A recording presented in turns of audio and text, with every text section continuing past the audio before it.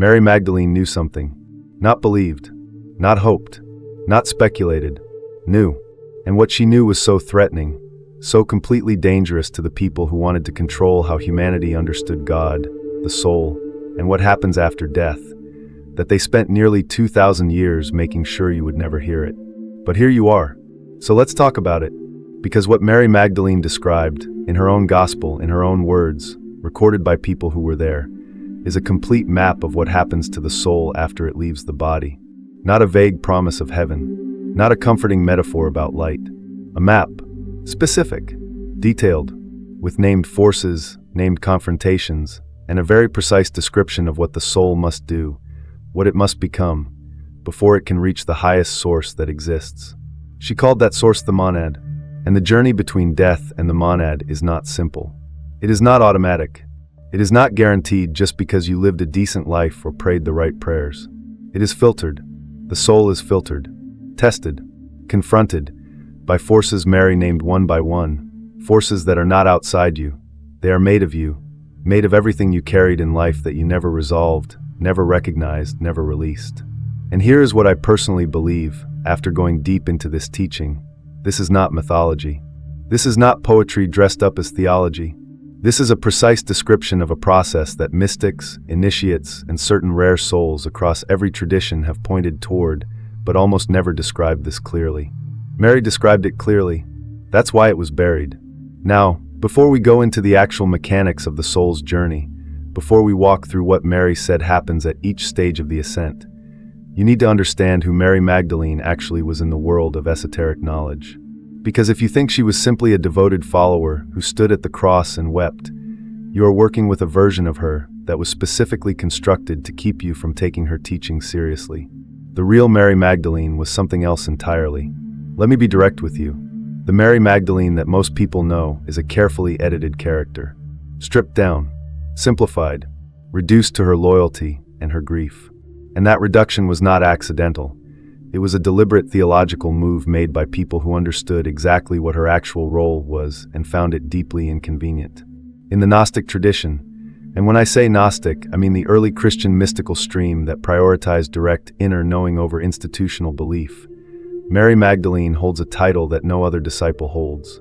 Jesus himself, in the Pistis Sophia, one of the longest and most complex Gnostic texts we have, a text so dense with cosmological detail that scholars have spent lifetimes unpacking it, calls her the one whose heart is more directed to the kingdom of heaven than all your brothers.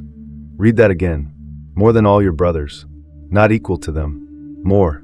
And in that same text, she asks more questions than all the other disciples combined. She understands more. She goes deeper. Jesus responds to her with answers he gives no one else. There is a passage in Pistis Sophia where Peter actually complains.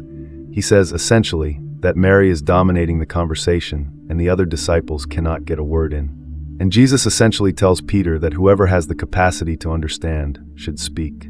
Mary had the capacity. That tension between Peter and Mary is one of the most revealing threads in all of early Christian literature. Because it is not really about two people. It is about two ways of knowing. Peter represents the institutionalized, hierarchical, authority-based approach to truth, the approach that eventually won and became the Catholic Church. Mary represents something older, something more interior, the direct, experiential, felt knowledge of divine reality that the Gnostics called gnosis. And gnosis cannot be mediated. It cannot be handed to you by a priest or a pope or a council. It has to be lived into. It has to be recognized from the inside. That is precisely why the church that built itself on Peter's model could not afford to let Mary's model survive.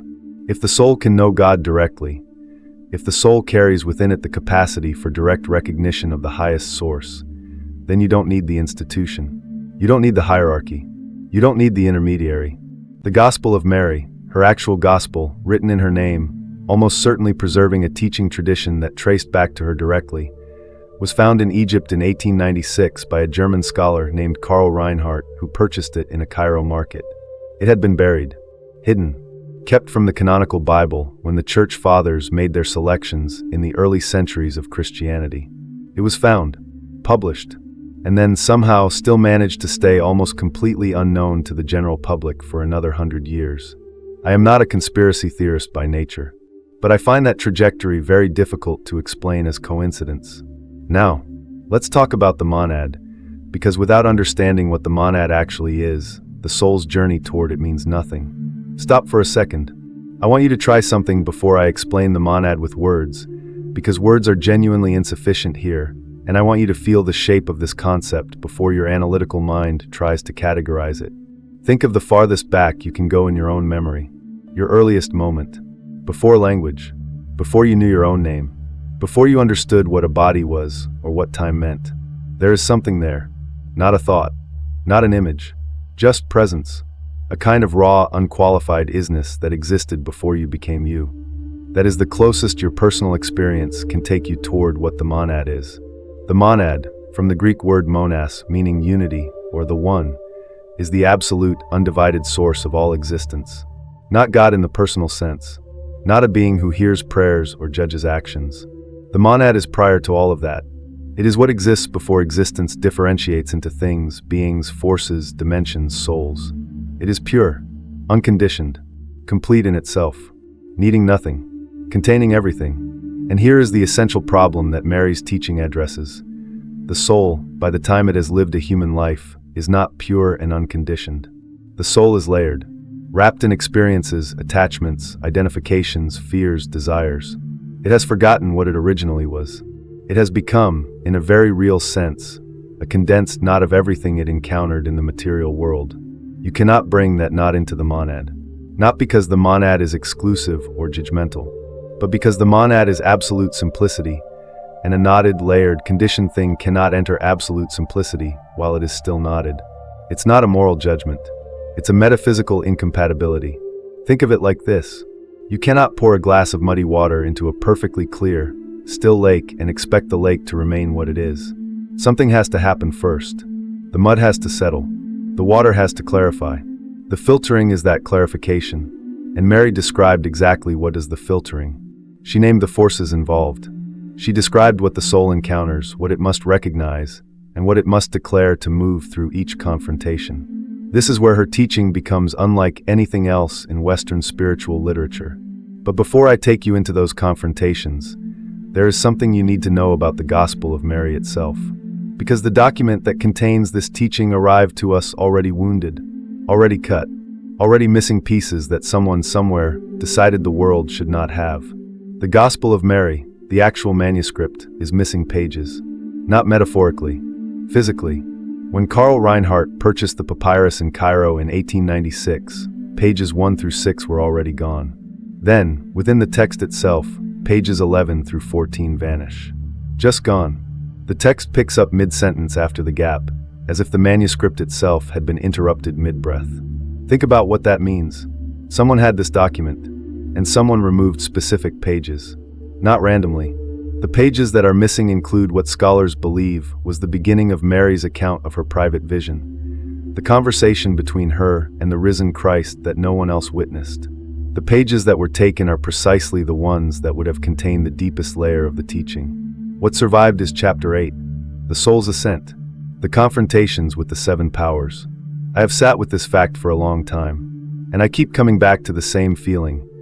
You don't randomly lose the most sensitive pages of the most theologically dangerous gospel in early Christianity. You lose them because someone made a choice.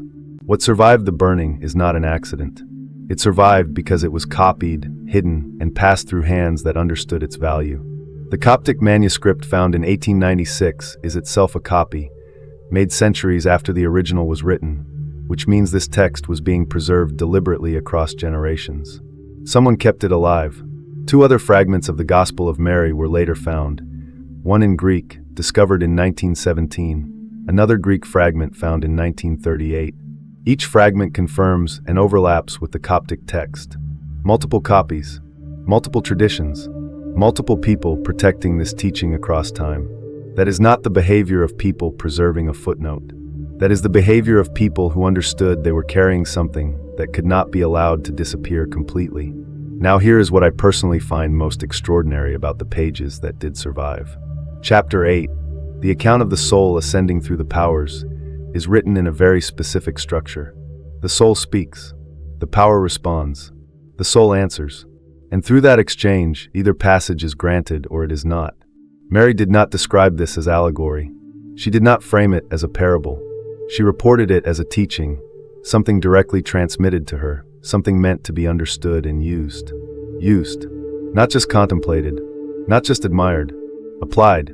Which means what she described is not a story about what happens to other souls somewhere far away.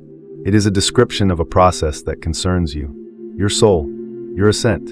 And that ascent has already begun. You are in it right now. Let me show you what you are moving through. Here is how most people imagine the soul's journey after death. A light, a tunnel, maybe a review of your life, some kind of welcoming presence, peace. Mary Magdalene described something far more precise and far more demanding. She described a court, not a court of punishment, not a courtroom where a god sits on a throne deciding your fate based on your sins. This court is something stranger and more profound than that.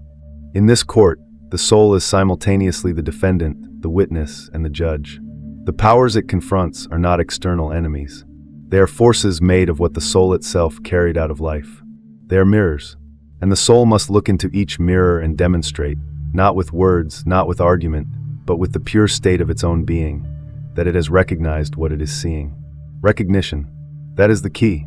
If the soul recognizes what it is confronting, if it can say with complete authenticity, "I see you, I know what you are, and I am no longer defined by you," the confrontation dissolves. The power releases its hold. The soul moves upward. If the soul cannot recognize, if it is still identified with what the power is reflecting back at it, it cannot pass. Not because it is punished, but because it has not yet become what it needs to be to exist in a higher state of reality.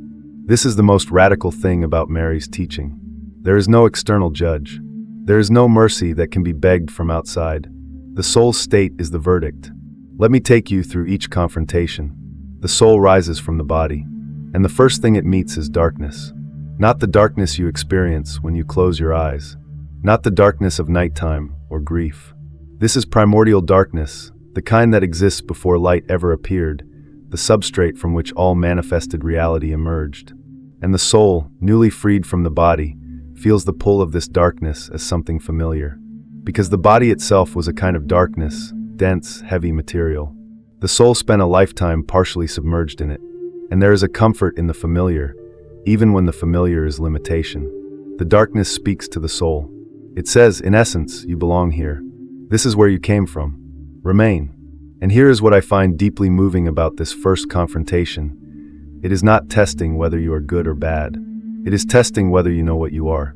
Because if the soul still believes, on the deepest level, that it is primarily a material being, that the body was its home, that physical sensation was its truth, then the darkness has a legitimate claim on it.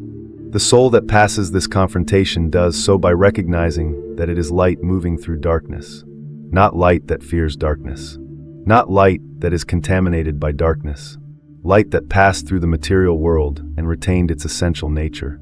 You have spent your whole life navigating darkness. Every moment of confusion, of not knowing, of feeling lost, that was your rehearsal for this confrontation. The question this confrontation asks is simply, do you know what you are, even when everything around you is dark? The second power is desire, and this one is subtler than darkness, because desire does not feel like a trap. Desire feels like life. It feels like love, like passion, like the very thing that made existence meaningful. But the desire that confronts the soul in the ascent is a very specific kind. It is the desire that was never truly about its object. The longing that used people, experiences, substances, achievements as stand-ins for the one thing it was actually seeking, which is reunion with Source. Every desire you have ever felt, at its deepest root, was a misdirected version of the soul's longing for the monad. The beloved, the dream, the goal, these were all proxies. Imperfect, temporary, material proxies for an infinite reunion that the material world cannot provide. The soul that cannot recognize this is still bound. It wants to go back. It feels the pull of the people it loved, the experiences it misses, the body it inhabited. And that pull is not evil. It is understandable. It is even beautiful. But it keeps the soul tethered to a world it has already left. The soul that passes the second confrontation does not do so by being cold or detached. It does so by recognizing that what it was truly longing for all along is ahead of it, not behind it. The love was real. The longing was sacred. but the form it took in the material world was always just a shadow of the real thing. Have you ever loved something so completely that losing it felt like it would destroy you? That is the desire this confrontation works with. And the teaching Mary gave is not desire is bad. The teaching is, recognize what you were really desiring, and you will be free to move toward it. Now we reach the third power, and this one stops more souls than almost any other. Ignorance, but not the ignorance of not knowing facts. Not intellectual ignorance. This is spiritual ignorance, the condition of not knowing what you are, where you came from, and what the nature of reality actually is. And this ignorance is not passive. It is active. It is the operating system that the material world installs in every soul that takes a human body.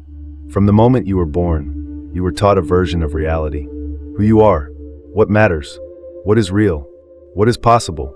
And most of that teaching came from people who were themselves operating under the same installed ignorance, passed down through generations. The third confrontation holds up all of that inherited, assumed, unexamined belief, and asks the soul, do you still believe this? Do you still think the version of reality you were handed is the actual truth? The soul that is still defended, still clinging to its inherited worldview as the ultimate truth, cannot pass. Not because the worldview is entirely wrong, but because any fixed, inherited, unexamined belief system is a kind of cage, and you cannot ascend to the monad in a cage. The soul that passes does so through something Mary's tradition called gnosis, the living, breathing, personal recognition of a deeper truth. Not borrowed, not taught, not believed on authority, recognized from the inside. This is the confrontation where I think most modern souls struggle most. Because we live in an age that rewards certainty, that values having the right answers, the right beliefs, the right ideology. And the third power stands there and says, your certainty is your limitation. Passing this confrontation requires a kind of radical openness. Not the abandonment of all conviction, but the willingness to hold your convictions lightly enough that a deeper truth can move through them. This one requires careful attention.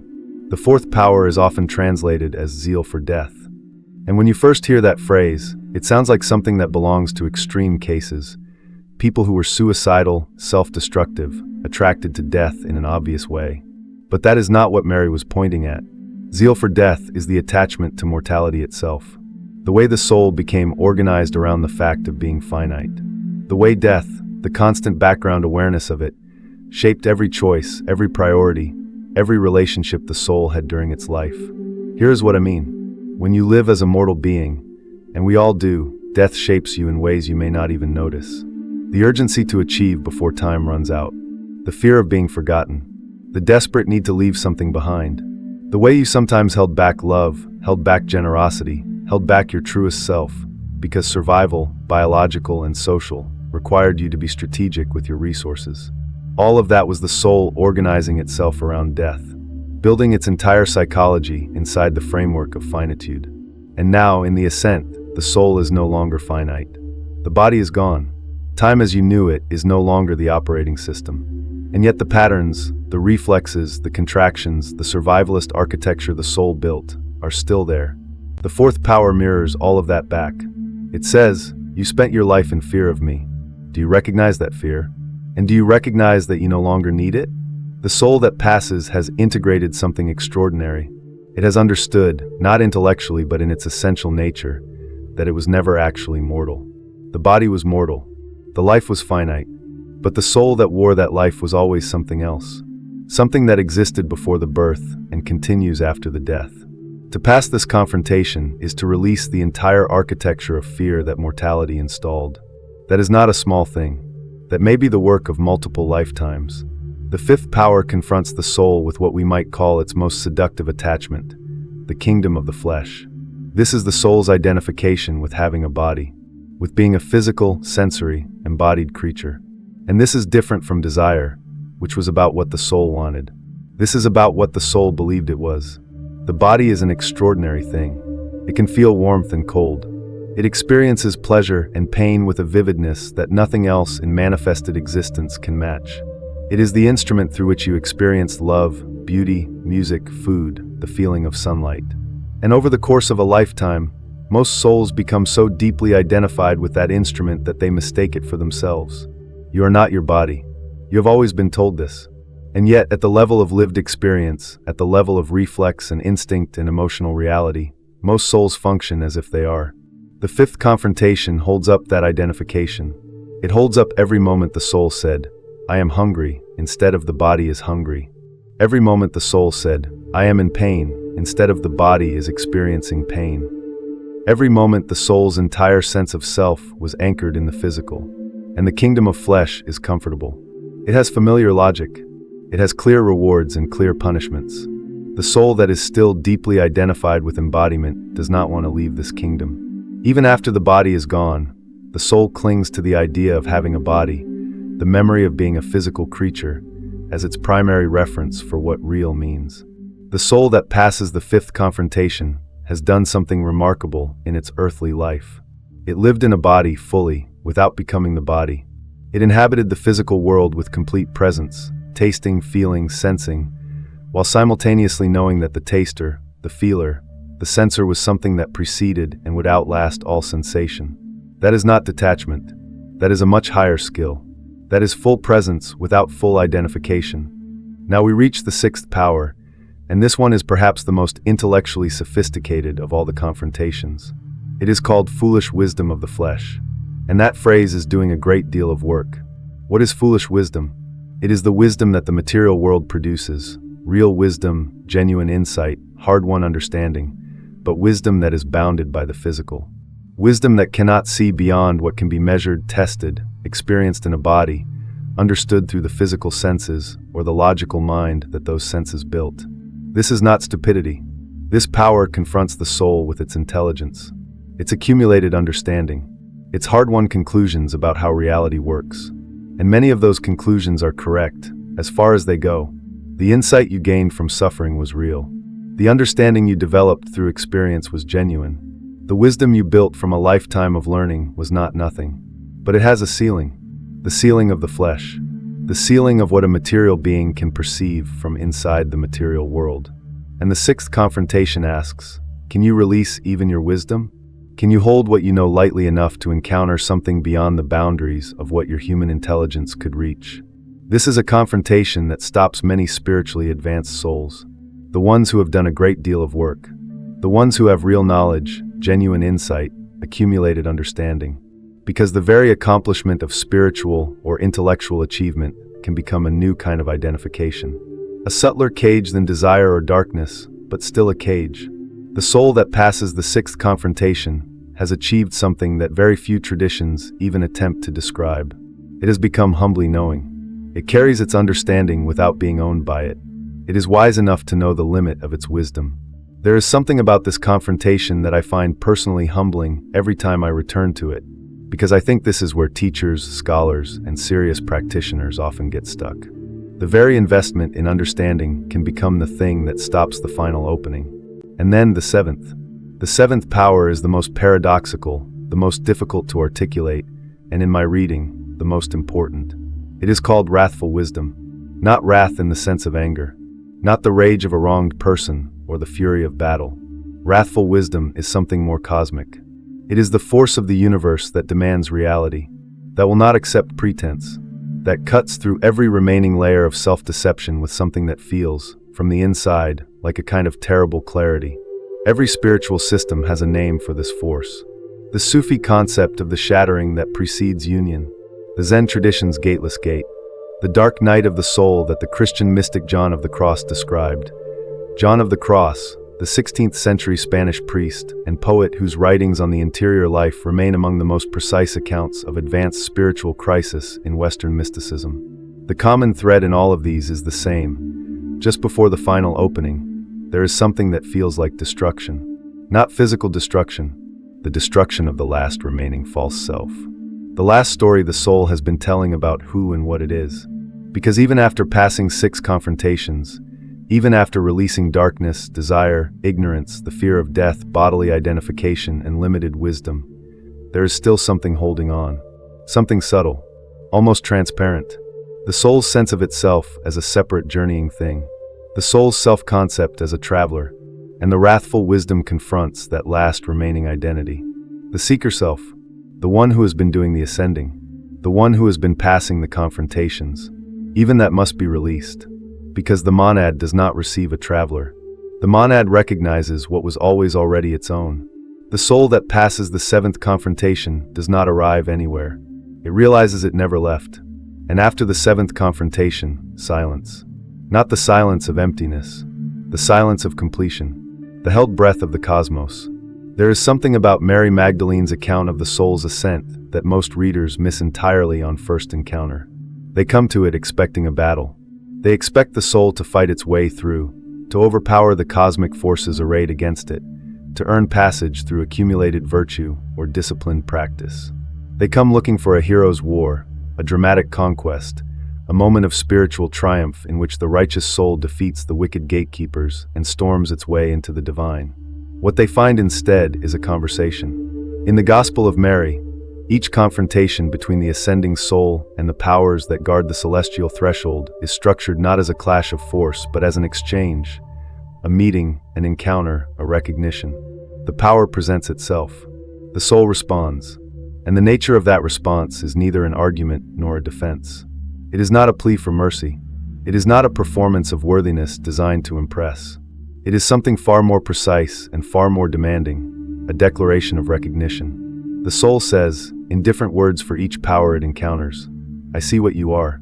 I know where you came from. You are made of what I once carried within myself, and now I am releasing what I carried. You have no claim on me. That is the language Mary described. That is the grammar of this ascent. But when we speak of language here, we must be absolutely clear about what is meant, because this precision is itself the core of the teaching. This is not verbal language. It is not rhetoric or philosophy or theological argumentation. It is not about finding the correct incantation, the right doctrinal statement, or the most theologically impeccable framing of who you are and where you are going. The language of the soul's ascent is the language of being. The soul's response to each confronting power is demonstrated by its actual state, not by its claimed state, by what it has genuinely become through the work of a lifetime, not by what it asserts it has become in the pressured moment of confrontation. This is the interior logic that makes the confrontations coherent rather than arbitrary. Why would a power accept the soul's words as sufficient? Why would a declaration of recognition dissolve a force that has, in the Gnostic understanding, governed the structure of created existence since before humanity first opened its eyes? The answer is that the declaration is not the evidence. The declaration is only the articulation of evidence that the power can already perceive directly. The power encounters the soul's actual state first. The words, if they come, are merely the translation of an interior reality that has already been perceived and recognized. The soul that has genuinely worked through its relationship with desire, for instance, does not merely say, I have released my longing. It arrives in a state from which longing has been genuinely examined, understood at its root, and transformed. The transformation is prior to the speech. The speech is the echo of something that has already occurred within the soul's actual substance. Consider what this means in practical terms. The soul stands before the second confrontation, the power called desire, and that power mirrors back everything the soul has ever longed for without understanding. Every unexamined craving, every attachment that masqueraded as love while actually being fear of emptiness, every compulsive reaching outward to fill something hollow within, every person the soul clung to when it should have known itself more deeply, every experience it made indispensable when it should have remained capable of release. The only response that constitutes genuine language in this court is one that comes from having actually sat with all of that honestly, from having turned toward one's own desire and asked, without defensiveness and without shame, what it was truly seeking beneath the surface of what it appeared to want. Not to eliminate desire, not to suppress it through force of will or the grinding discipline of self-denial, but to understand it at its root, to follow it down to what it was always actually reaching for, which in the Gnostic framework turns out to be the reunion with the source from which the soul was separated when it descended into material existence. The soul that has done this work arrives before the power of desire already transformed, already knowing. And the knowing is not theoretical. It lives in the soul's actual texture, in the way it holds itself in the presence of longing, in its capacity to feel desire without being enslaved by it. That is what constitutes language in Mary's account. This brings us to what is, when considered honestly, perhaps the most radical teaching preserved in all of early Christian history. Most religious systems, and most esoteric systems as well, maintain at their core the idea that the divine can be reached through correct behavior, correct belief, correct ritual, or correct practice.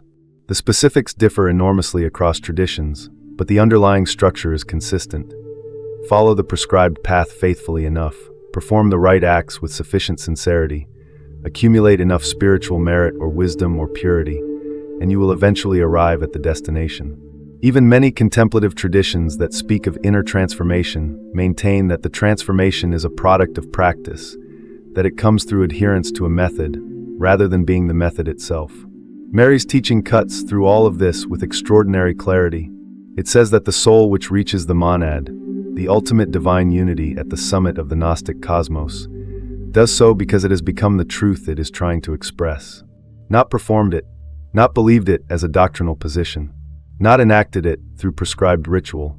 Become it, in the actual substance of its being, through the interior transformation that a life of genuine self-encounter produces. And that becoming is not achieved quickly or cheaply.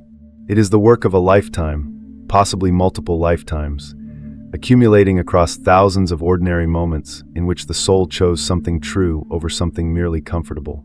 Every moment of genuine self-encounter, however small and unglamorous, is a deposit in the account that the soul will draw upon when it stands before the confrontations. Every moment it turned toward its own fear rather than away from it, rather than numbing or distracting or rationalizing. Every moment it recognized a projection as a projection rather than acting it out against another person. Every moment it looked honestly at its own defensive structure and chose to examine what the defense was protecting rather than simply reinforcing the walls. Every one of those moments is preparation. The confrontations do not begin at death. The confrontations are what you are engaged in right now, in your body, in your relationships, in the texture of your daily inner life. The work of a lifetime is not preparation for something that will happen later. It is the actual substance of the journey itself, taking place continuously in the only medium available to it, ordinary human experience, honestly encountered. You have been preparing for this court for longer than you know, and every moment you chose recognition over avoidance, recognition of your own patterns, your own wounds, your own projections. The preparation deepened. Mary's teaching is not only an account of successful ascent. It contains within it, and the broader Gnostic tradition makes fully explicit what Mary's account implies, a precise description of what happens when a soul arrives at a confrontation and finds that it cannot complete the required recognition. Most readers, when they first encounter this dimension of the teaching, brace for punishment. They expect condemnation, exile, some form of divine judgment and permanent consequence for the soul's failure. What they find instead is something more architectural than punitive, and in some ways more sobering precisely because it is so impersonal. The soul that cannot complete a confrontation is not destroyed. It is not condemned. It is not consigned to a permanent place of suffering. There is no cosmic court pronouncing eternal sentence. The structure of the Gnostic cosmos does not operate through vengeance. It operates through something closer to natural law, the same indifferent mechanism by which water cannot flow uphill unless energy is applied, by which heat cannot move from a cold body to a warm one without external work being done. The soul that cannot continue upward simply cannot continue upward. And in the cosmological architecture that Mary's account inhabits, a soul that cannot ascend eventually returns to manifested existence, to another life, another body, another incarnation structured around another attempt at the same essential lesson. This is frequently described as karma, but that comparison misleads if taken in the simplified sense of cosmic reward and punishment, of merit points accumulated and debts owed. The mechanism is more precise and more instructive than that. The confrontation the soul could not complete becomes the organizing curriculum of the next incarnation. Not a punishment assigned by a judge, a curriculum generated by the soul's own unresolved state. The unresolved power becomes the central theme around which the next life's experiences arrange themselves, because the soul carries that unresolved state into whatever form it next inhabits, and the experiences it encounters will naturally reflect and challenge what it carries. Think carefully about the implications of this for the second confrontation, the power of desire. If a soul arrives before desire and remains so thoroughly identified with its attachments, so genuinely convinced that its longings for particular people and experiences and forms of security are the essential core of what it is, it cannot release those attachments in the moment of confrontation. The release requires comprehension. The comprehension requires honest encounter. The honest encounter requires an inner freedom the soul has not yet developed, a capacity to observe its own longing without being consumed by it, to feel the pull of attachment without being identical to the pull. And so the soul returns. The next life it inhabits will be, at its most fundamental level, organized around the question that desire poses. What are you actually longing for? What genuine hunger is being expressed through all these surface cravings and attachments? What are you using as a substitute for the real thing? And what is the real thing? That soul may be born into circumstances that push this question unavoidably into the center of its experience. Relationships may arise that show it, with increasing clarity, the difference between love and need, the difference between choosing another person freely and clinging to them out of terror of your own inner emptiness. Losses may occur that strip away what it was holding on to and reveal, in the painful aftermath of stripping, what was actually being held. Experiences of both genuine fulfillment and genuine hollowness may alternate until the difference between them becomes impossible to confuse, until the soul begins to understand, not as a concept but as a lived fact, what satisfaction actually feels like and what all the substitutes were substituting for. This is why certain patterns in human life have the quality of relentless, almost mechanical repetition. Different relationships, but the same emotional architecture recurring across each of them. Different circumstances, but the same underlying structure of loss or longing or collapse asserting itself again. Different faces, different places, identical dynamics. The people who recognize with horror that they have arrived once more at a situation whose deep structure is indistinguishable from situations they believe they had left behind. These are not victims of bad luck or cosmic indifference or some permanent flaw in their character. They are souls working on a specific confrontation that has not yet been able to reach completion. The repetition is the curriculum making itself visible. The pattern is the unanswered question, refusing to be set aside, insisting on being genuinely answered rather than merely postponed. And the insistence is not punitive. It is, if anything, the cosmos performing an act of fidelity to the soul's own deepest interest, continuing to present the question that must be resolved before the soul can continue, rather than allowing it to drift into distraction and bypassing. Certain mystery traditions, among them the Egyptian initiatic schools and the therapeutic, the Jewish-Egyptian contemplative community, that some scholars believe was directly connected to the earliest currents of Gnostic Christianity, taught something that should honestly adjust our expectations for what a single human life can accomplish. Most souls, in the course of a single human lifetime, can genuinely begin to address the first three confrontations: darkness, desire, and ignorance. They can make real, substantive progress. They can change in ways that are observable and meaningful.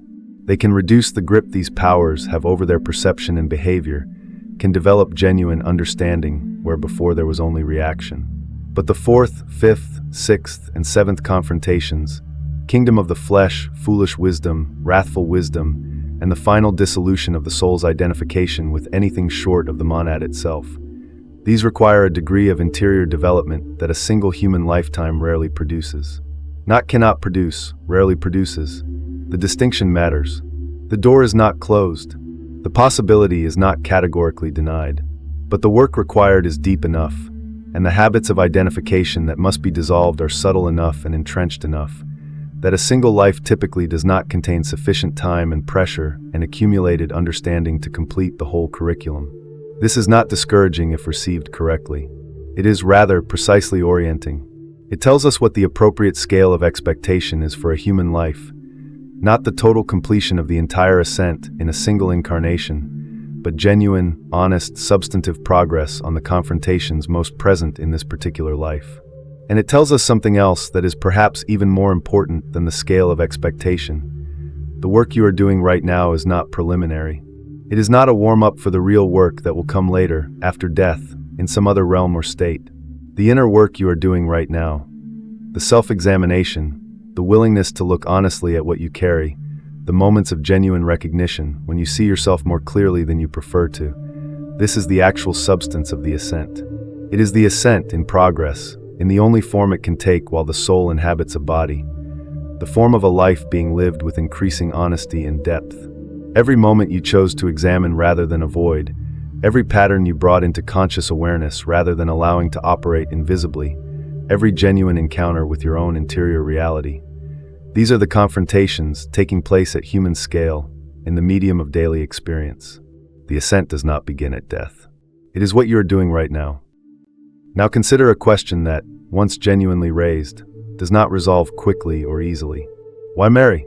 Why was it Mary Magdalene, and not Peter, not John, not Andrew, not Thomas, not any of the male disciples who were equally devoted, equally present, equally witnesses to the same events and the same teachings, who received this particular knowledge about the soul's ascent through the 7 confrontations? Why was she the one trusted with what may be the most cosmologically precise map preserved from the earliest period of Christian history?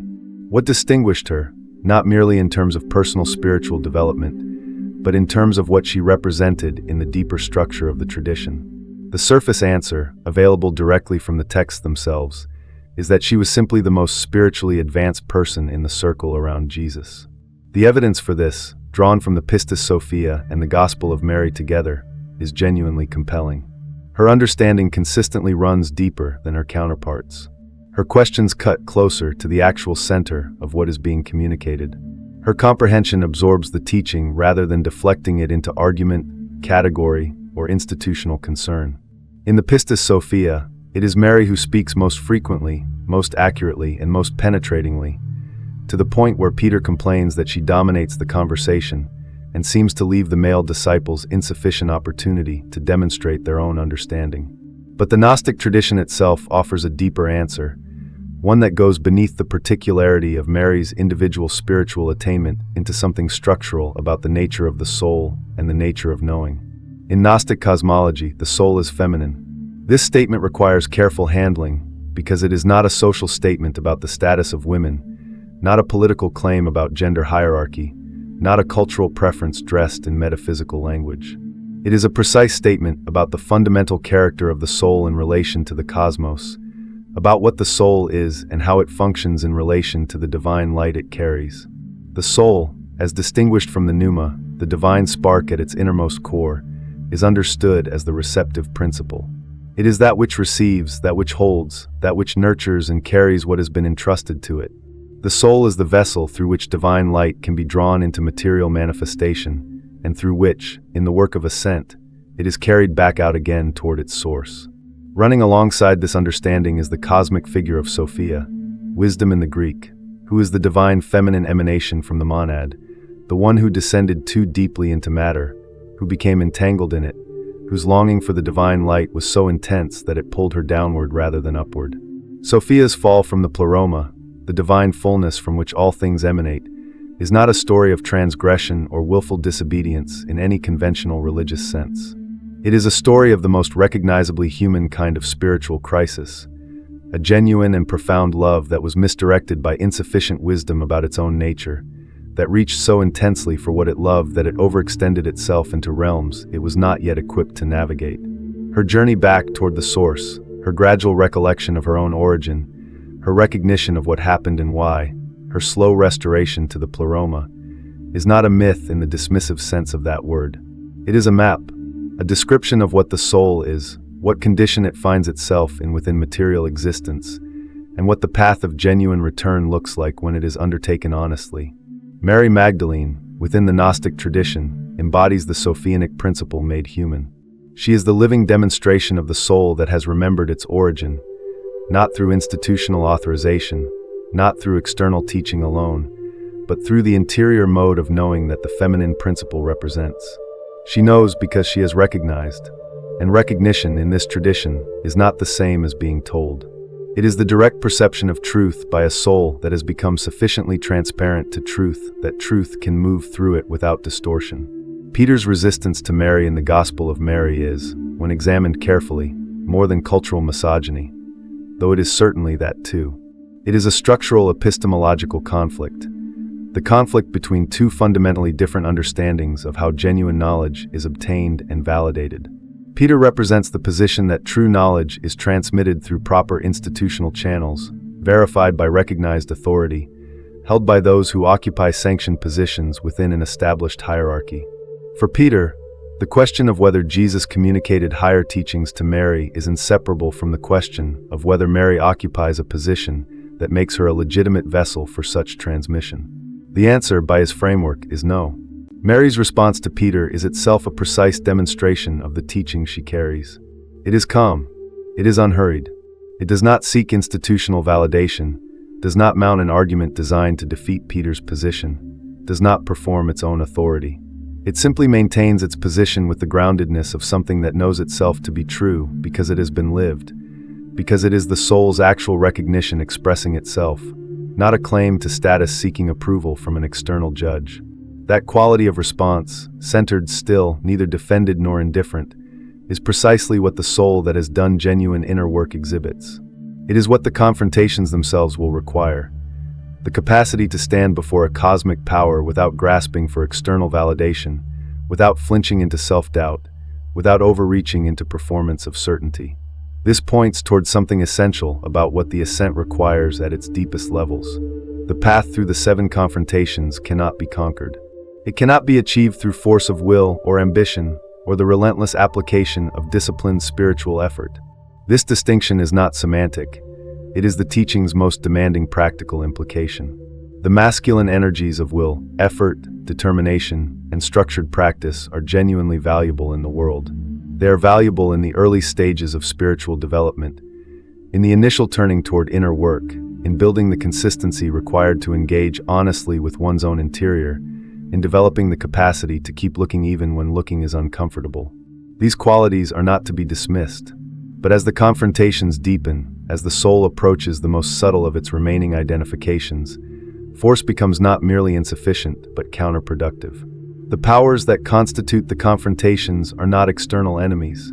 They are, at the most fundamental level, constituted from what the soul itself has carried. They are the soul's own unresolved content, encountered in a form it can finally fully perceive. You cannot defeat your own shadow with force. Force applied to your own shadow only drives it deeper, giving it more shape and more density.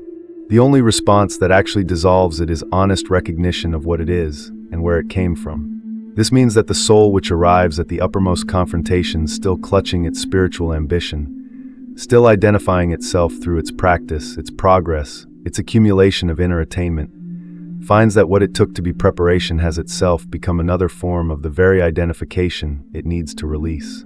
The soul that defines itself as a spiritual seeker, as someone who has done the inner work, as a person of developed consciousness, has simply constructed a more refined identity to be attached to.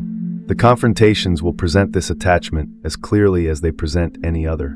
What the soul requires at the threshold of the monad is what Mary's account ultimately points toward in its description of her own bearing and teaching: open recognition, a willingness to be perceived completely, without any remaining corner of self-protection, a capacity to receive truth as it actually is, without deflecting it through the filters of what one wishes to be true or what is comfortable to believe. A state of radical transparency in which the soul has become sufficiently clear that the highest light can move through it without being distorted by residual opacity. Not the opacity of vice or obvious failure, which most sincere practitioners have addressed long before reaching this threshold, but the subtle opacity of the spiritual self-image itself. The opacity of wisdom that has calcified. The opacity of the soul that has done much genuine work, but has made that genuine work into the foundation of a new identity. That radical transparency, that quality of being completely available to truth without remainder, is not passivity. Let this be absolutely clear. It is the most demanding form of inner strength that exists, because it requires having genuinely faced everything in oneself that one would prefer to look away from, and having released every remaining identity constructed around the looking. It requires having arrived at a place where the soul is no longer primarily engaged in constructing or maintaining a self, not even a spiritually excellent self, but is genuinely available to whatever truth the encounter presents. This is the mode of knowing that Mary Magdalene embodied. It is receptive rather than grasping, interior rather than institutional, available rather than defended. And it is, in the deepest logic of the Gnostic teaching, precisely the mode that the ascent requires, because the monad cannot be seized, cannot be argued into, cannot be reached by force or accumulated through merit. It can only be arrived at by a soul that has become, through the genuine work of a lifetime, sufficiently transparent to receive it. Mary demonstrated this. She carried the teaching carefully. She offered it precisely, in the language available to her historical moment, for anyone willing to receive it. And the receiving, like everything else in her account, is not passive. It is the beginning of the most demanding work there is. Beyond the seventh confrontation, beyond the dissolution of the seeker self, beyond the wrathful wisdom's final cut. What is there? Mary pointed toward it. She didn't fully describe it, and I think her restraint here was not accident. I think she knew, as all genuine mystics know, that the monad cannot be described from the outside because there is no outside from which to describe it. The moment you stand at enough distance to describe the monad, you are not in it. And the moment you are in it, the one who would do the describing no longer exists as a separate reporter. But she did give some language. In the Pistis Sophia, Mary speaks of what she calls the light of lights. And in the gospel tradition around her, there are references to a state of perfect rest, not the rest of sleep or exhaustion, but the rest of completion. The rest of something that has found what it was always seeking and recognized that the seeking itself was the long way home. The monad is not a place. You already know this at this point. But let me say it with the full weight it deserves. The monad is not a location in a cosmological map. It is not the top floor of a multi-story universe. It is a state of recognition. The recognition that the soul, stripped of all its layers, all the desire, all the ignorance, all the flesh identification, all the borrowed wisdom, all the mortal fear, is made of the same substance as the source it was seeking. Not similar to it, not close to it, made of it. This is what the Gnostic tradition calls the return. Not a return to a place you left, but a return to what you always were when you remove everything that you are not. The Tibetan Buddhist master Longchenpa, a 14th century Dzogchen teacher whose writings on the nature of mind are considered among the most precise descriptions of pure awareness in all of Buddhist literature, described the same state from a completely different cultural context as the ground of being recognizing itself. Different words, different cosmological framework, same pointing. Mary pointed toward it from within her own tradition. She called it light. She called it rest. She called it the place where the soul is silent, which in Gnostic thought does not mean empty or unconscious, but rather perfectly resonant. The silence of a bell that has stopped ringing, but whose tone still fills the room. I want to tell you something about why I find this particular teaching of Mary's so moving, even after years of working with it. Most spiritual teachings about the ultimate state focus on what the mystic receives: bliss, peace, liberation. Mary's teaching focuses on what the soul recognizes, and that distinction changes everything, because recognition implies that what you are recognizing was already there, already yours, already the deepest truth of your nature. You are not trying to become something you are not. You are trying to recognize what you have always been. The monad is not a reward. It is a homecoming. And the 7 confrontations are not obstacles between you and your reward. They are the process of removing what was never actually you, so that what is actually you can stand in its own light. Let me be completely direct with you now. Everything we have discussed, the 7 confrontations, the soul's language, the feminine mode of knowing, the monad as recognition, none of it is only about what happens after you die. Every single confrontation Mary described is happening in your life right now. Darkness, the confusion, the moments when you cannot see clearly, when the path forward is genuinely invisible. You are meeting that power today. Desire, the longing that you cannot fully explain, the reaching for people and experiences and achievements that always leave a gap no matter how completely you obtain what you were after. You are in the middle of that confrontation right now. Ignorance, the inherited beliefs about who you are, what is possible, what reality is, the unexamined assumptions that run your decisions from beneath the level of conscious awareness. You are in conversation with that power every single day. Zeal for death, the way your awareness of mortality shapes your urgency, your hoarding, your strategic withholding of your truest self. It is working on you constantly. Kingdom of the flesh, every time you say, I am tired, when what is true is the body is tired. Every time you say, I am in pain, when what is true is there is pain in the body. You are in that confrontation. Foolish wisdom, every fixed belief you hold about how spiritual reality works, every conclusion you have drawn about consciousness and existence that you are no longer willing to have challenged, that is the 6th power at work. Wrathful wisdom, every moment in your life when something you were deeply identified with was taken from you. A relationship, a belief, an identity, a version of yourself you thought was permanent, and the devastation of that loss felt like it would unmake you. You have been sitting in the 7th confrontation. This is not a future event. This is your present life. The work, then, is not preparation for a posthumous experience. The work is right here.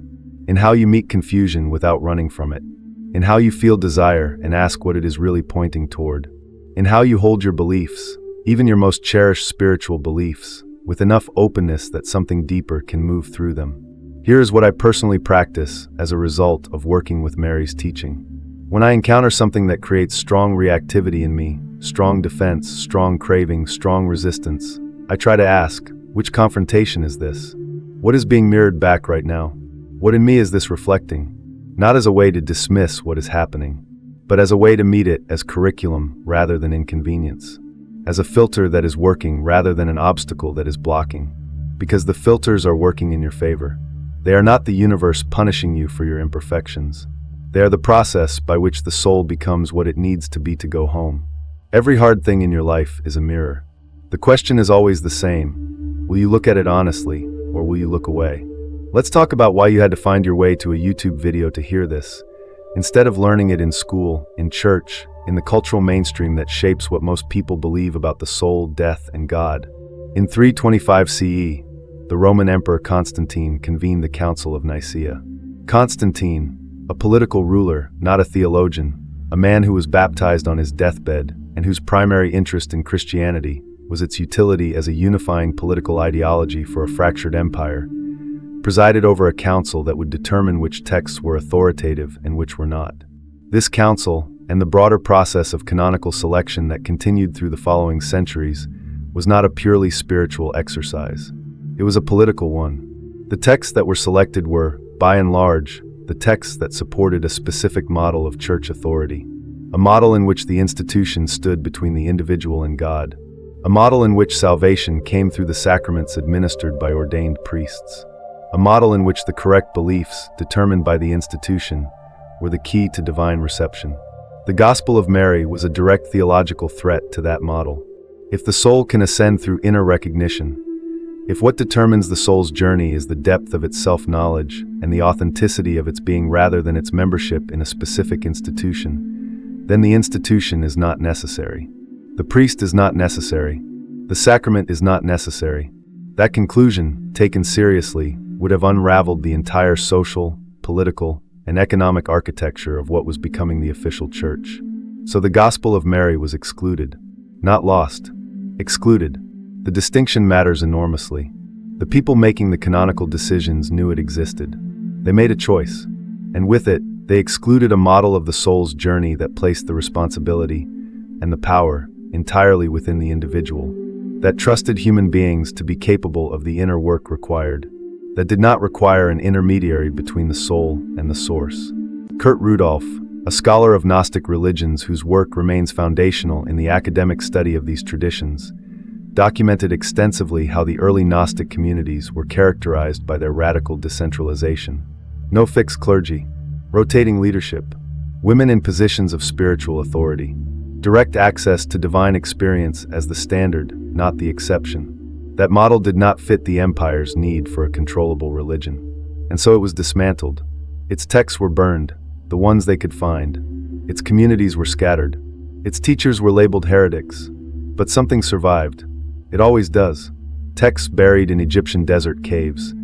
The Nag Hammadi Library, discovered in 1945, which contained an enormous collection of Gnostic texts that had been hidden, scholars believe, by monks from a nearby monastery who understood that what they were burying needed to survive the burning. These texts came back into the world in the 20th century with the force of something that had been held underwater for too long.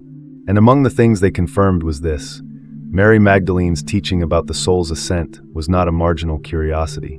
It was a central, carefully preserved, repeatedly copied tradition that survived specifically because people believed it was worth risking everything to keep alive. I do not say this to condemn Christianity or any tradition that emerged from that canonical selection. I say it because you deserve to know what was available, what was offered, what was taken from the conversation before you had a chance to hear it. And now you are hearing it. We have come a long way together in this conversation. From the suppressed pages of a manuscript found in a Cairo market, through the 7 confrontations of the ascending soul, through the feminine mode of knowing that makes the ascent possible, all the way to the edge of the monad, that state of pure recognition where the soul realizes it was never truly separate from its source. And now I want to bring it back, all the way back, to you, right now. Today, you're being filtered, not as a punishment, not as a trial imposed by an indifferent universe. You're being filtered because that is what life in a material form does to a soul that is trying to remember what it is. Life is the process. Life is the curriculum. The people who have hurt you, the losses that have undone you, the desires that have led you in circles, the beliefs you have outgrown. These are not random. They are confrontations, the darkness you have sat in. And I suspect if you are watching something like this, you have sat in real darkness. That was the first confrontation working in you, asking whether you know what you are even when you cannot see. The longing you carry for something you cannot quite name, something more real than what the world keeps offering you. That is the second confrontation. And what it is revealing is that you have been seeking the monad all along. Through every person, every experience, every version of beauty and love and meaning you have ever chased. You were always looking for the same thing. The beliefs you have quietly stopped trusting, the inherited certainties that no longer hold the weight they once did. That is the third confrontation. And it is not loss. It is opening. You are further along the journey than you may realize. Mary Magdalene described a process that was already ancient when she described it. A process that has been moving in human souls long before anyone gave it a name. The filters do not care what tradition you belong to. They do not care what you believe about yourself. They only respond to what you are, the actual state of your soul, the real depth of your recognition, the genuine quality of what you have become through everything you have lived. And here is the thing I want to leave you with, the thing that I come back to again and again in my own relationship with this teaching. The monad is not waiting for you to become worthy. It is not keeping score. It is not measuring your spiritual achievements against some cosmic standard. The monad is what you already are, underneath everything you are not. The work is not addition. It is subtraction. It is the patient, courageous, honest process of releasing everything false. Every identity that was installed rather than discovered, every desire that was misdirected rather than fulfilled, every fear that was inherited rather than real. And at the bottom of all that releasing, when the darkness is recognized, when the desire finds its true object, when the ignorance is seen clearly, when the fear of death loses its grip, when the body is inhabited without being confused for the self, when the wisdom earned is held without being owned, when the last story the soul tells about itself finally dissolves, there is light. Not a light that arrives from outside, a light that was always there, covered, layered over, patient, waiting for the soul to remember. Mary Magdalene remembered, and she left us a map. You're holding it now. Use it. Now I need to say something directly. YouTube has officially demonetized this channel to sanitize what reaches you. They are terrified of exactly this kind of knowledge, the kind that removes the intermediary between you and the truth. I refuse to bend to that pressure. I won't stop. Instead, I am going deeper. But I cannot sustain this alone. I need your support to keep this mission alive. If what you just watched cracked something real open in you, click the link in the description and join me on Patreon right now.